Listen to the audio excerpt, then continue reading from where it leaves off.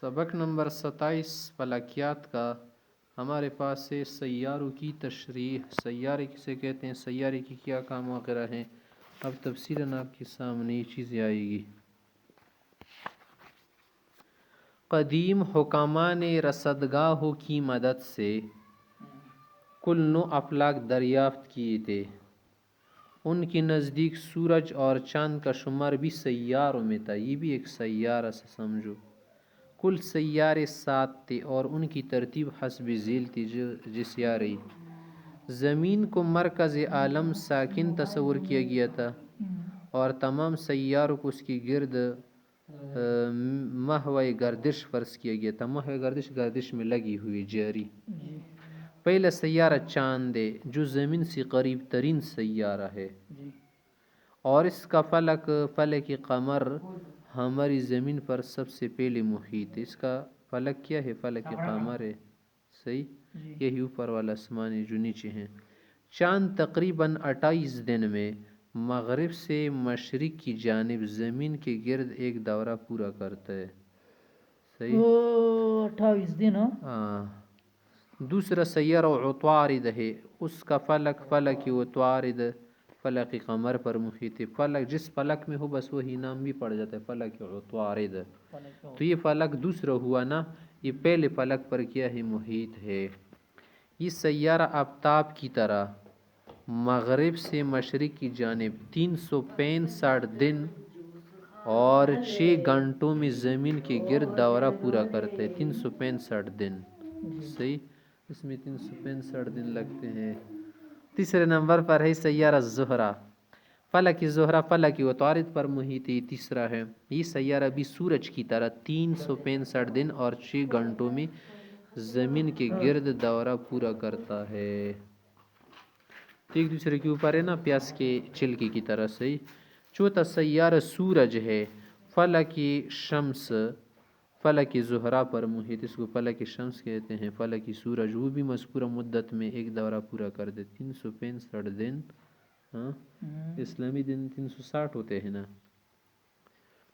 پانچواں سیارہ مریخ ہے. فلک مریخ فلک شمس پر محیط ہے. یہ سیارہ مغرب سے مشرق کی جانب 2 سال شمسی میں ایک دورہ پورا کرتے. 2 سال شمسی کسے کہتے ہیں؟ 730 دن اور 12 گھنٹے.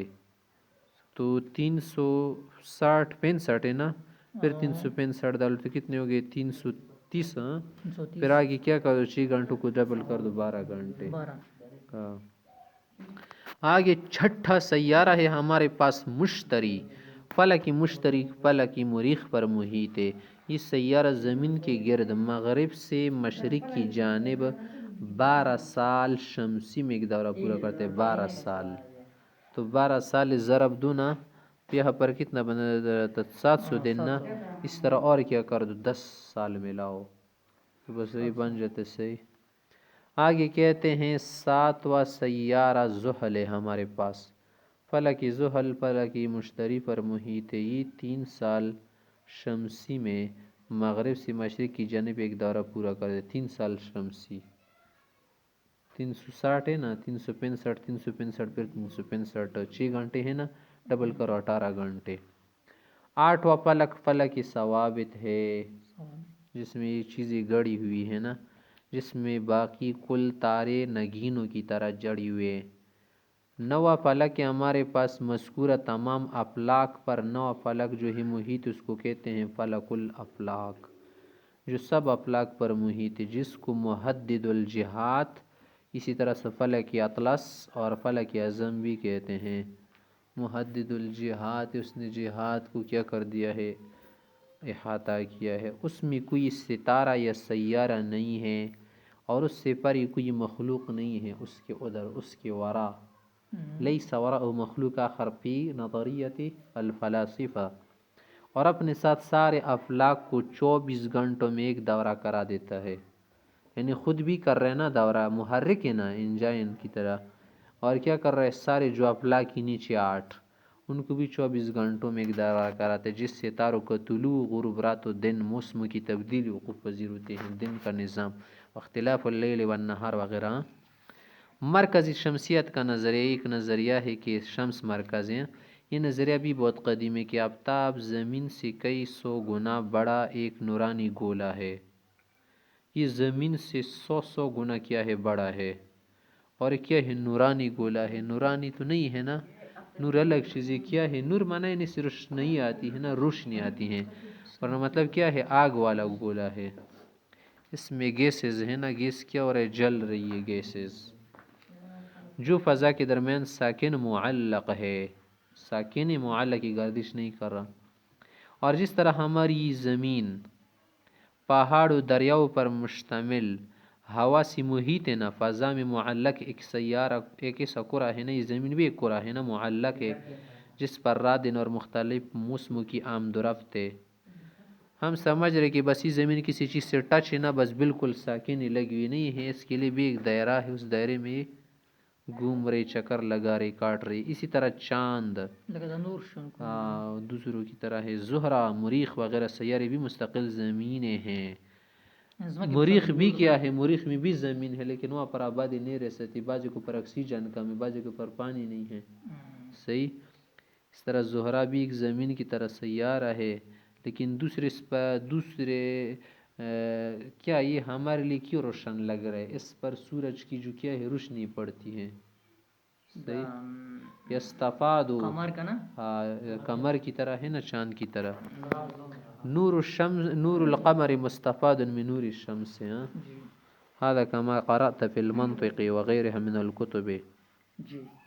آگے کہہ رہے جس پر رات دن اور مختلف موسم کی آمد و رفت رہتی ہے، اور ہماری زمین اور بقیہ کل سیارے آفتاب کی گرد مختلف مسافت پر لٹو کی طرح دو قسم کی حرکات میں مصروف ہے. جیسے لٹو ہے نا، لٹو کی اس طرح سے دو انگلی میں پکڑ کے اس طرح کر دو نا، تو کیا ہوگا آپ کے سامنے، لٹو گھوم جائے گا نا. ہاں، تو اسی کو کہتے ہیں. ایک دوم وہ حرکت جس سے وہ آفتاب کی گرد چکر لگاتے. ایک تو اپنے محور پر ان کی حرکتیں نا، دوسرا کیا ہے آفتاب کی گرد، تو دو حرکتیں ہو گئی نا. اور جس سے ان کے موسم بدلتے ہیں. فائدہ کہ آسمان اور فلک کسی چیز ہے، ایک چیز ہے.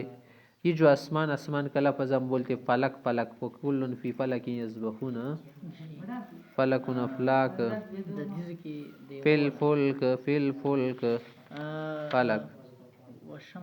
والسماء ذات الحبك والسماء ذات البروج وجعلنا في السماء سبع طرائق سبع قدد. ہاں، اس کی روشنی تیز ہے نا. چاند کو کیا کہا، نورن کہا. اس کی روشنی مستفاد ہے، مستفاد ہے. تو یہاں پر آپ سے سوال کر رہے حضرت سے کہ آسمان اور فلک میں فرق کیا ایک چیز ہے. آسمان و فلک، قرآن میں آسمان کا لفظ بھی آیا ہے نا، والسماء، اور فلک کا لفظ کچھ نہ کچھ جگہ پر آیا ہے. حکماء نے اس مسئلے سے بیس نہیں کی. فلک لفظ کو وکل فی فلک یسبحون. علماء اسلام نے دونوں کو ایک سمجھ کر اسلامی نظریہ اور فلسفی نظریہ میں تطبیق دینے کی کوشش کی ہے کہ 7 آسمان اور عرش و کرسی مل کر 9 افلاک ہوتے ہیں. ایک تو 7 آسمان ہو گئے نا، اور ایک ساتھ عرش و کرسی مل کر 9 افلاک ہے. مگر یہ محض ایک خیال ہے. سماوات اور عرش و کرسی کی جو تفصیلات نصوص میں وارد ہوئی ہے، قرآن و حدیث میں، ان سے یہ رائے ہم آہنگ نہیں ہے، موافق نہیں. والذی خلق 7 سماوات، 7 سماوات طباقا ما ترى في خلق الرحمن من تفاوت. اس سلسلے میں چند ضروری باتیں آپ کے سامنے عرض کی جاتی. قرآن و حدیث سے آسمانوں کی تعداد 7 ہونا ثابت ہے. آسمان ہے بھی، بعض لوگوں نے تو آسمان کا بھی انکار کیا ہے کہ اوپر جو نیلا کچھ نظر آ رہا ہے نا، یہ آسمان نہیں، صرف کیا ہے دور ہونے کی وجہ سے یہ نیلا نظر آ رہا ہے. تو یہ نظریہ غلط ہے. آسمان کا وجود ہے، ثابت ہے. اس سے معلوم ہوا کہ علم ہیئت والوں کا آسمانوں کی تعداد 9 بتانا غلط بدلیل اور محض خیالات پر مبنی ہے. آسمان 9 نہیں ہے، صرف 7 ہے. فلسفات 9 کہتے ہیں نا، فلسفہ کی 9 افلاک ہے. غلط ہے یہ بات، بالکل بدلیل ہے. سبز ہے نا، رنگ میں سبز، سبزہٹ تو اسی بھی ہوتی ہے، نیلا ہونا، نیلگو رنگ. دور سے پانی بھی جب زیادہ ہونا تو نیلا نظر آتا ہے، اگرچہ سفید ہو، شفاف. حامیم سجدہ آیت نمبر 11 میں ہے کہ آسمان کا مادہ دخانی یا سیالہ ہے. ہاں صحیح دخانیہ ہے میں نے دوی والا ہے نا سیالہ. اور مشکات شریف باب بدء الخلق وہاں پر ایک باب ہے نا مخلوقات کی افرینش ابتدائی افرینش.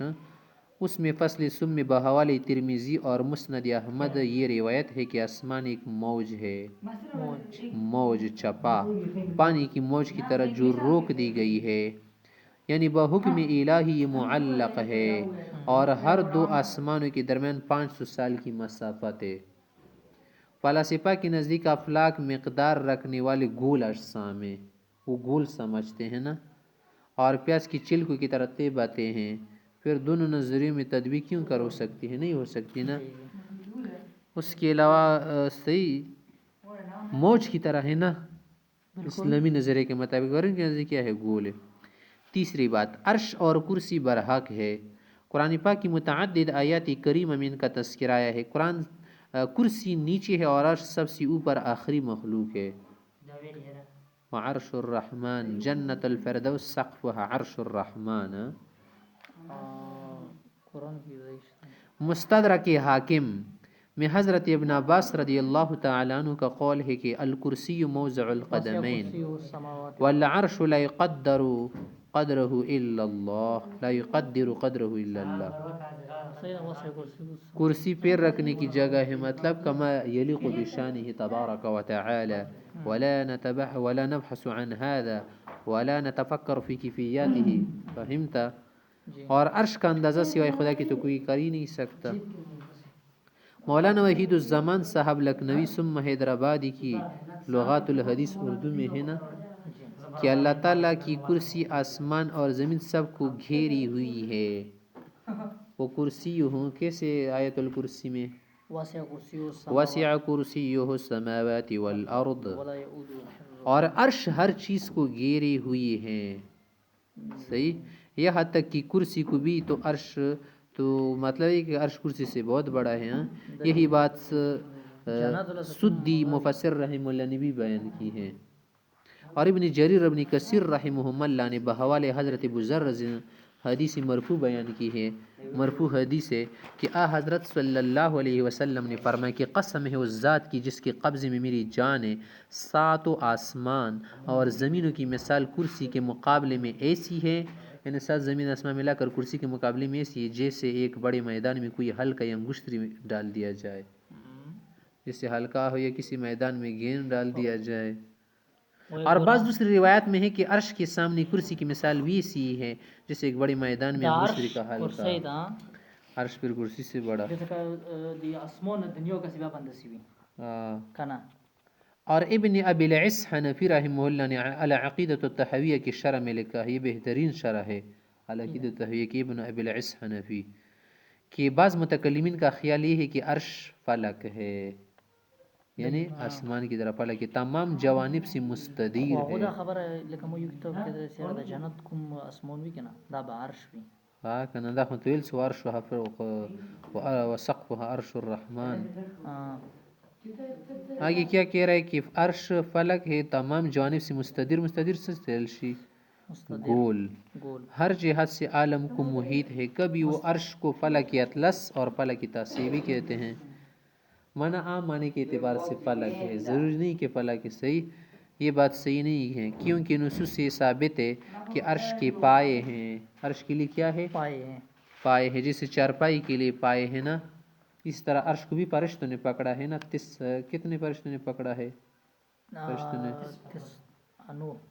نے تسعہ تو رہتی یفسدون فی الارض تو قوم صالح کی کیا تھے 9 افراد تھے. 9 بتاؤ جو کیا ہے 10 نہیں قوم صالح کے بدماش لوگ تھے. 8 بتاؤ جو 7 نہیں اور 9 نہیں وہ کیا ہے عرش کے 8 فرشتے ہیں جنہوں نے عرش کو اٹھایا ہے. 5 بتاؤ جو 6 نہیں اور 4 نہیں 5 نمازیں ہیں. کچھ ایک بات ہے نا بیزید بستامی رحمۃ اللہ علیہ تو اس سے معلوم ہے نا کہ پائے اس کے کتنے ہیں 8. عرش کے پائے ہیں اس کو فرشتے اٹھائی ہوئی ہیں. نیز لغت میں عرش کے معنی تخت شاہی کے ہیں نا. عرش کے ولہا عرش عظیم بلقیس علیہ السلام اس کے لیے بھی کیا تھا عرش تھا. اس سے فلک مراد نہیں ہے. عرش معنی یعنی کرسی تخت وغیرہ تھا. نہ عرب اسلام پس یہ معنی سمجھتے جبکہ قرآن عربوں کی زبان اور محاورات میں نازل ہوا ہے۔ غرض عرش پائے رکھنے والا تخت ہے جسے ملائکہ تھامی ہوئی ہیں اور وہ عالم پر قبی کی طرح ہے، جیسے قبہ جو ہے نا، قبہ گول۔ فلاسفہ آٹھویں آسمان کو فلک کی ثوابت مانتے ہیں، یعنی تمام ستاروں کو اس میں فرض کرتے ہیں، اور آٹھواں آسمان کرسی بنتا ہے، یعنی تمام ستارے کرسی میں جڑی ہوئی ہیں۔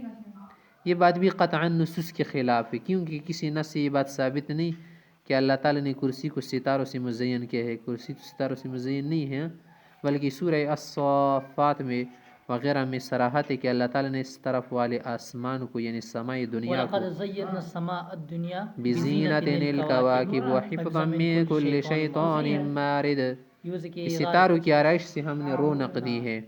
اس لیے ظاہر ہے کہ سما اور فلک الگ الگ چیزیں ہیں۔ فلک وَلَقَدْ زَيَّنَّا السَّمَاءَ الدُّنْيَا بِمَصَابِيحَ، ہاں، فلک وہ دائرہ ہے جس میں جرم سماوی یا جرم سماوی تیرتا ہے، وَكُلٌّ فِي فَلَكٍ يَسْبَحُونَ، وہ یہ ہے، یعنی وہ اس کا روٹ ہے، روٹ راستہ، اور بڑی راہیں ہیں، اور بڑی راہیں 9 اور چھوٹی راہیں 15 ہیں، کل 24 ہے، اور آسمان کل 7 ہے۔ وہ سیال دھوئے کے شکل میں ہے اور ایک روکی ہوئی موج کی طرح ہے، اس موج کا آپ روک لے۔ اس سے زیادہ ہم آسمانوں کے بارے میں مزید نہیں جانتے، بس یہی تفصیل ہے۔